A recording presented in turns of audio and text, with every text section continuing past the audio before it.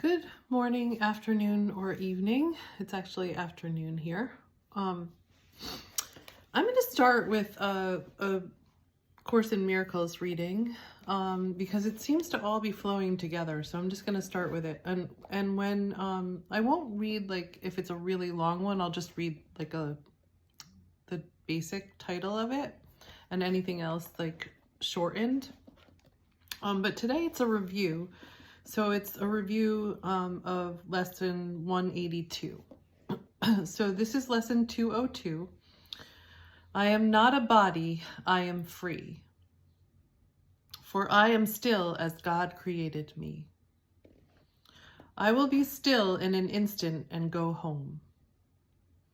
Why would I choose to stay an instant more where I do not belong, when God Himself has given me His voice to call me home?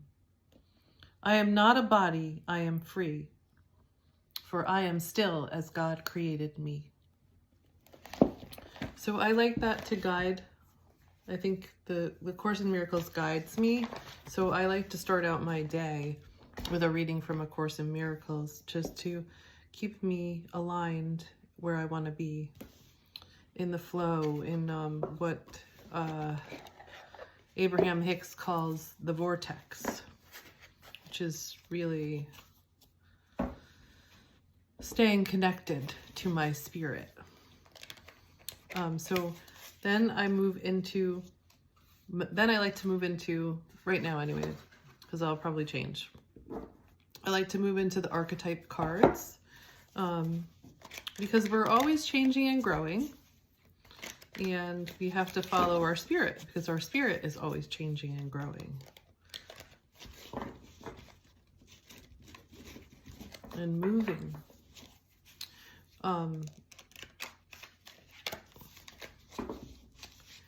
Moving. I was going to say that sometimes I find myself having to move more slowly in order to stay in that place. However, I've been moving very fast lately because I had a lot of stuff that I had to get done. And there were all kinds of deadlines. But I'm feeling a lot of excitement lately, just a lot of excitement and movement. Are you feeling that?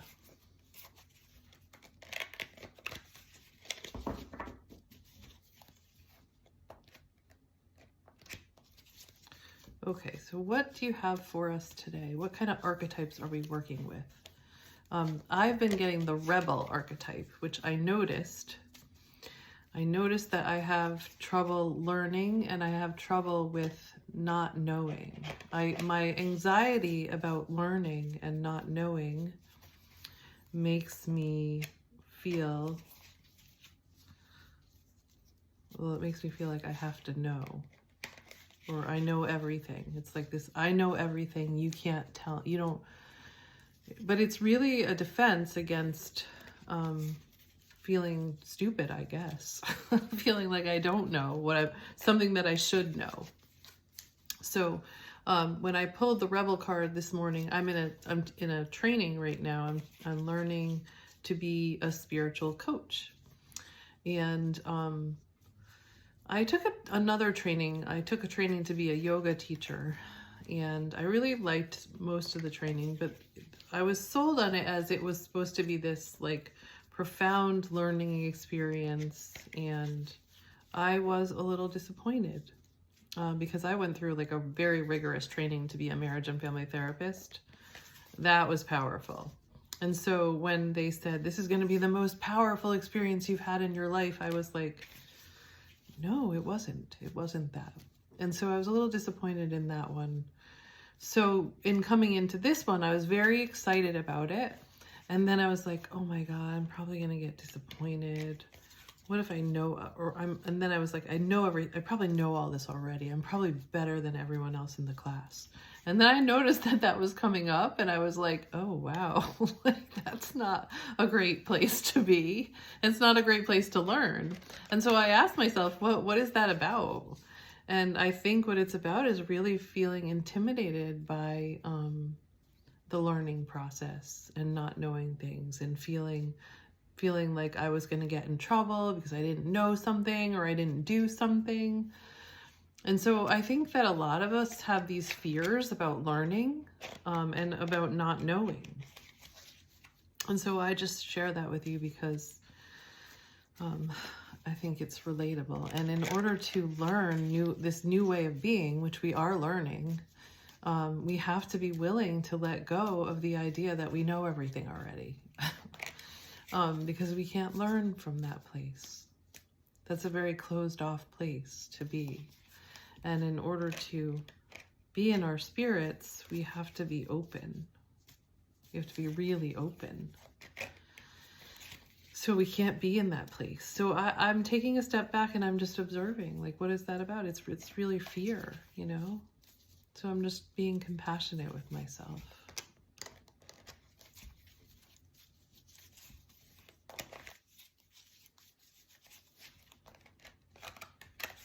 It's a very human thing to feel. Ooh, okay. Oh my God, this is so crazy. We got Virgin. And the light attribute of Virgin is maintaining symbolic purity of heart and spirit. And the fear, the shadow, is fear of intimate union.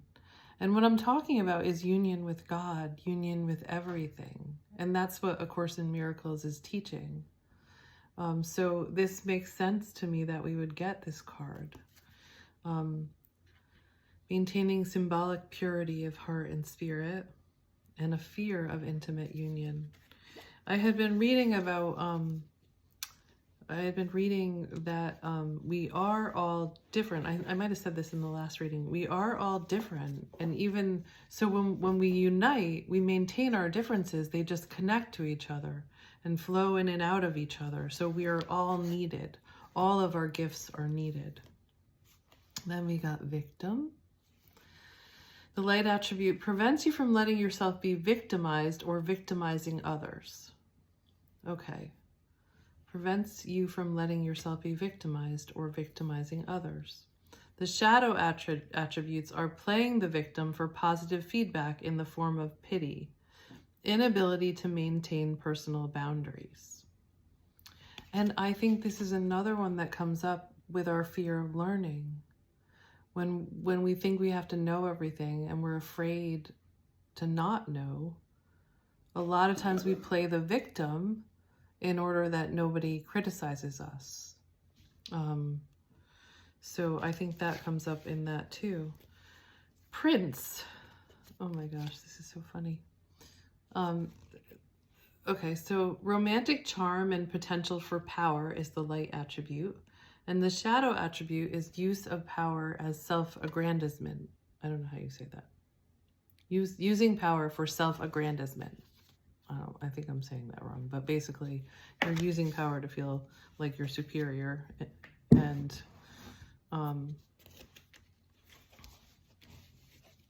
let's just see where this goes. And then we got the vampire card. These are such interesting cards, right? The light attribute makes you aware that someone or something is draining your life force. The shadow attributes is depleting others for your psychic survival, chronic complaining, and codependency. Ooh, wow. We're dealing with some heavy energy today. I love it. I love it. So can you look at these parts of yourself? Can you see these parts in you or other people in your world? I had to be able to see a part of myself today because it was the part of me, like, which I think could be related to narcissistic tendencies, which I'm trying to move away from in other people. But we have to recognize these in ourselves, right? So I was recognizing that, like, coming into this training, I wanted to, like, know everything. And I really stepped back from that, and I didn't do any of those behaviors, but I was observing how they all come from fear. and that I was being able to be compassionate about them, and also recognize that I had judged somebody for that myself. I had judged them for that narcissistic attitude, but I had it in me too, and it really came from fear. So recognizing that. So some of these are really like ugly. We don't want to associate ourselves with them, but they're all really human, and we all have at least a little bit of them. So I think this vampire one, depleting others for your psychic survival, chronic complaining, and codependency. Like, you probably know somebody like this in your life, or you've been this way. So you may be aware that somebody is draining your life force. How are they doing that? And how can you put a stop to that? But let's get more, because this is an interesting story. Virgin, victim, prince, and vampire. So it looks like some of you are wrestling with relationship issues, I would say. And you may be in a relationship where somebody is draining your life force, but this looks actually very much, holy crap, this is a narcissistic personality. So it's funny that I'm talking about this and able to identify with it a little bit myself. It's about that fear of, a real fear of learning. Like, this person must have been really harmed in a learning environment, in a growing environment, growing up.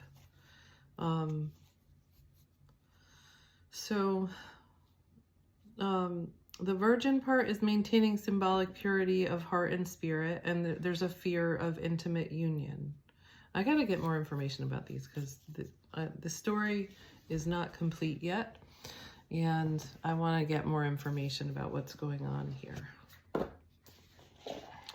But it's looking to me like these archetypes are all playing out in relationships right now. Virgin, victim, prince, vampire. The virgin could be an empath.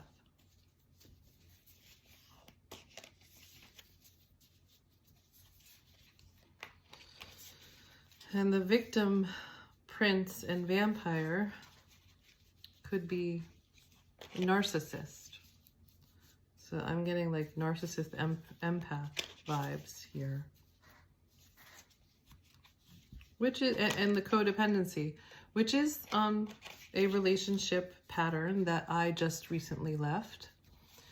And I think a lot of us are wrestling with this relationship pattern. But let's get more information from the Light Seers Tarot. How can we break this cycle? What do we need to see that can help us break this cycle?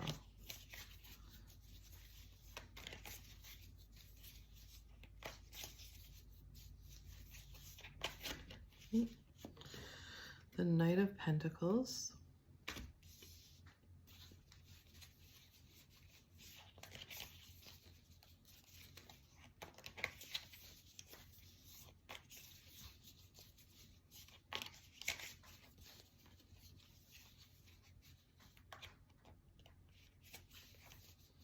So all of these have light attributes and all of them have shadow attributes. And we have to be able to embrace all of it and let it find balance.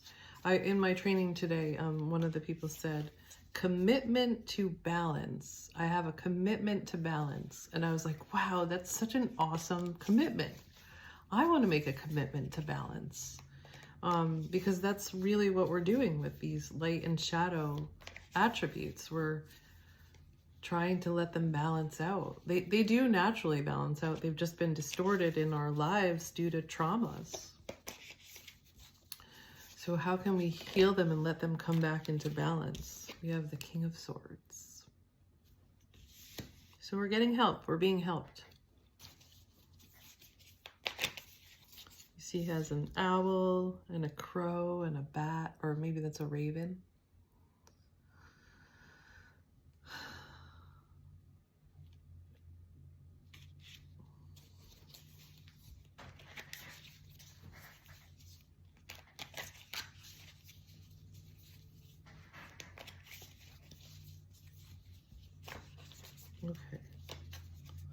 Then we have the Nine of Swords and the Six of Pentacles, which is balance. Balance. Okay, we're gonna stay with that because mostly because I kicked my boyfriend out once today because I was in the middle of a training and he's coming back and I don't want to kick him out again. Knight of Pentacles. Okay.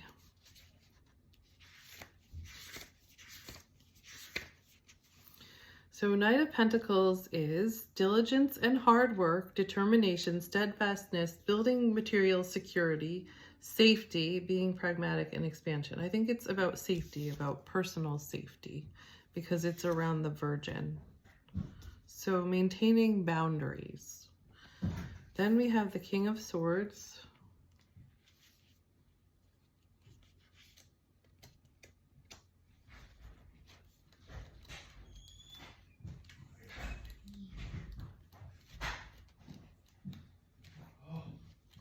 Hey, I'm just finishing up a tarot card reading that I'm taping. So where'd you go? Okay. King of Swords. Intelligence, logic, rules, and law, clear thinking, a strong communicator, leader, truth, and proof. Blending mental and spiritual pursuits, bravery, and courage. Okay, that's under the victim.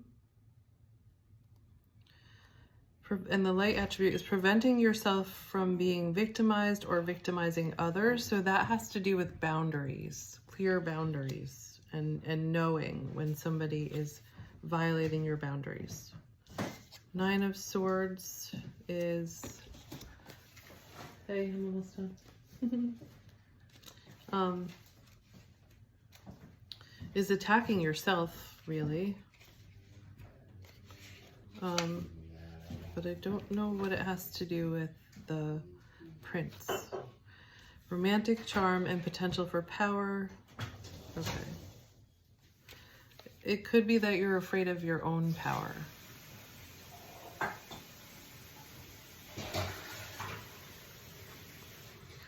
And the affirmation is, I see my fears as the illusions that they are.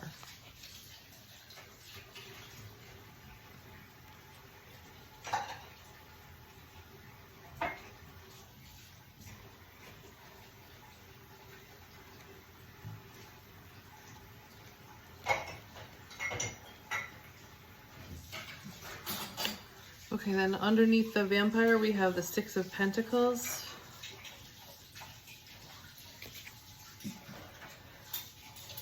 And that's about two-way giving and receiving. And so are you experiencing two-way giving or receiving, or is somebody sucking your energy and not giving you anything in return? Okay, so I get it now. So underneath the Prince and this power thing is,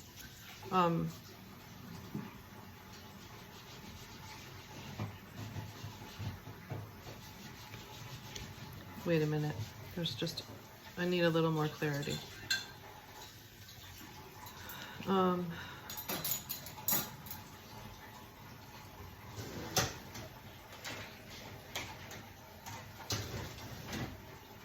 Okay, so a time to focus on safety and the things that are going well in your life.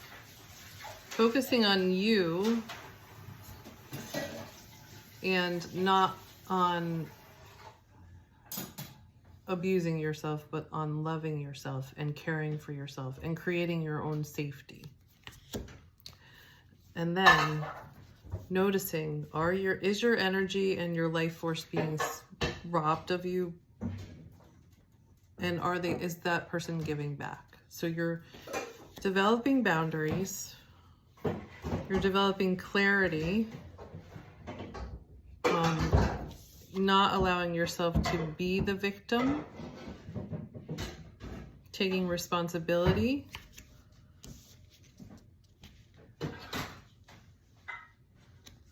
okay, And then you're assessing your relationship right now and what's happening. And you're looking at the role that you play and what you need to be able to find balance in your relationship. Is there a balance in your relationship? Okay, that's all that I have.